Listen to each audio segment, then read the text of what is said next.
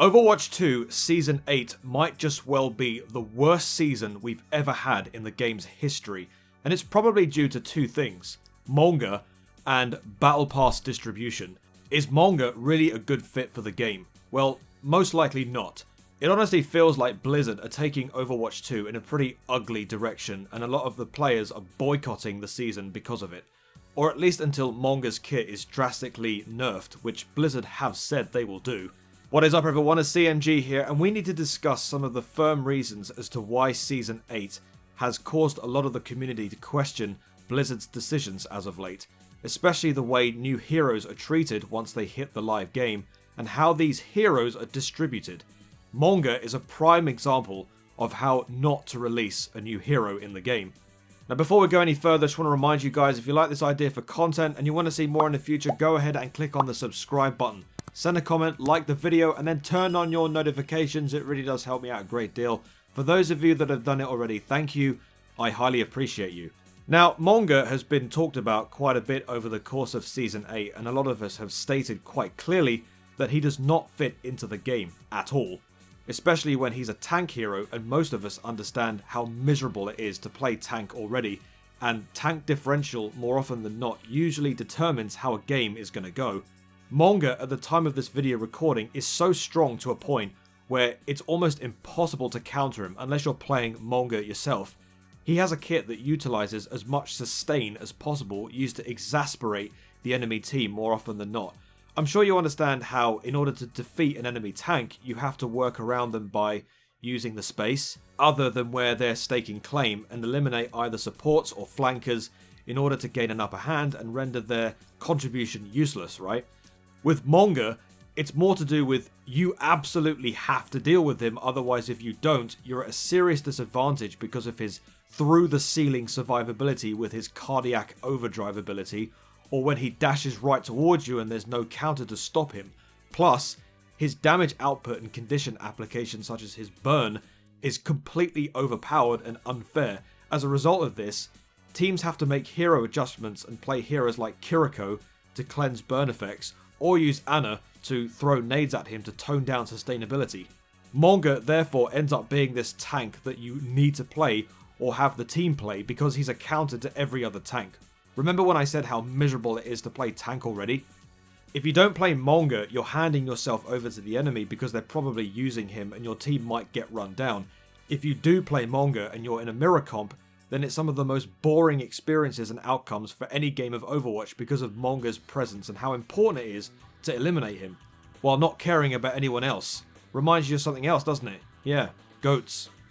With all that said, however, the fact that Blizzard have said they will look at toning down Monga in a future patch is refreshing at least, and I really hope that they find a way to fit him more into the game. At the time of this recording, we don't know the type of nerfs that he'll get, but let's hope it's not yet another Brig situation where the devs have to apply multiple patches in order to tone down a hero because of their inexplicable strength.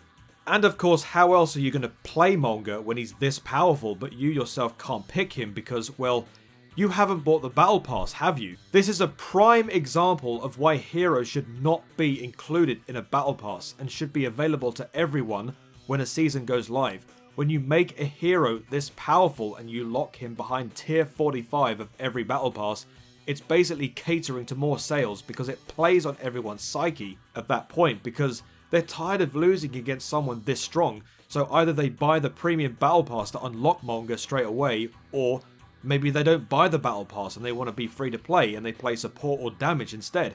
At this point, you're hoping in vain that the tank player on your team has bought the Battle Pass so that they have Monga unlocked so that you'll have more of an upper hand.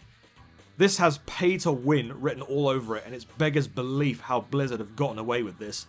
But even if you look past Monga's awful release and terrible kit design, there's also some of the most egregious Battle Pass inceptions I've ever seen. One thing that sticks out like a sore thumb in this instance is the Winter Wonderland Winter Fair Pass that forces players into purchasing a separate Battle Pass that's completely different to the standard season Battle Pass that you bought at the very beginning of the season. And then you have all the content inside said pass that would have probably been better off being either sold in the shop or integrated into the standard Battle Pass. But no, Blizzard planned on doing this because they're greedy. I get it, Blizzard, you need to make money, but not this extreme of a level. The fact that there are some items in this Winter Fair pass that you can't get, notably skins, unless you buy the premium pass for Winter Fair, and even if you do buy the premium pass, it still isn't enough to unlock everything in the Winter Pass. The rest of the tokens that you need for it to unlock everything is behind a bundle located in the shop, which is going to set you back even more money. Honestly, some of the greediest business practices ever put into the game. So, I mean, yeah, Season 8 has been awful. The worst season Overwatch 2 have ever released, and that's not to mention the bad matchmaking as well. I don't even have to remind everybody why that's a problem in the game. I mean, I already made a video talking about this a year ago, a video that has aged like a fine wine. So I highly advise that you go and check that video out when you get an opportunity, but that's as far as I'll go on the main things that really bother me with Season 8. Am I going to play Overwatch 2 this season? Well, to be fair, not as much because of how poorly Season 8 has been treated. I mean, I'm just merely waiting for Season 9 at this stage, and also due to the fact that games such as Genshin Impact and Honkai Star Rail have held more of my attention recently. It's hard to come back to a game where I have so many doubts and I'd rather just watch streamers on Twitch play rather than myself. But you let me know what you think about Season 8 in the comment section down below. I'm sure that there are other things about this season that I forgot to mention, so do let me know. I'll do my best to read comments in my leisure, but just do be aware that all of what I've said are my own opinions. I'm sure you have your own, good or bad, so whatever you have, let's just be good to each other, alright? Anyway, this is going to be the end of the video, guys. Hope you enjoyed it. If you like this idea for content and you want to see more in the future, go ahead and click on the subscribe button. Send a comment, like the video, and then turn on your notifications. It really does help me out a great deal. You can also check me out on all of my other social medias, my Twitter account, my Discord, and of course, my TikTok. Thank you for stopping by, chaps. Have a great day. Have a great life. Be nice to your fellow gamers because we are all human beings. I've been CMG as always. Until the next video, I shall see you later. Peace.